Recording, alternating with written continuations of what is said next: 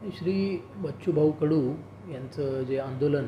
उपोषण जे सुरू आहे मोहझरी तालुका तिवसा येथे, त्या आंदोलनाचा चौथा दिवस आहे। काल जिल्हाधिकारी म्हणून मी व आपले जिल्हा पोलीस अधीक्षक यांनी आंदोलनस्थळी भेट दिली आणि त्या ठिकाणी आम्ही पहिल्या दिवसापासूनच प्रकृतीची त्या चौकशी ही करत आहोत, त्यावर लक्ष ठेवून आहोत। आणि काल आमच्या विनंतीला मान देऊन श्री बच्चूभाऊ कडू यांनी आमच्या समोरच मेडिकेशन घ्यायला म्हणजे गोळ्या घेण्यास त्या ठिकाणी आम्हाला सहमती दाखवली आणि सर्वांसमोर गोळ्या ह्या त्यांनी घेतल्या आणि त्यांच्या प्रकृतीची आपण त्या ठिकाणी अतिशय काटेकोरपणे लक्ष ठेवून आहोत। याचा एक भाग म्हणून आज आपण जिल्हा स्तरावरून सुद्धा एक 3 तज्ज्ञ डॉक्टरांचं पथक, ज्यामध्ये जिल्हा शल्यचिकित्सक यांच्याकडील 2 डॉक्टर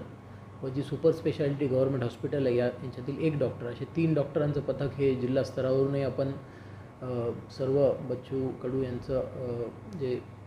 तब्येत तसेच सोबत जे 50 आपले आंदोलनकर्ते आहेत त्या सर्वांची तब्येतीच्या मॉनिटरिंगसाठी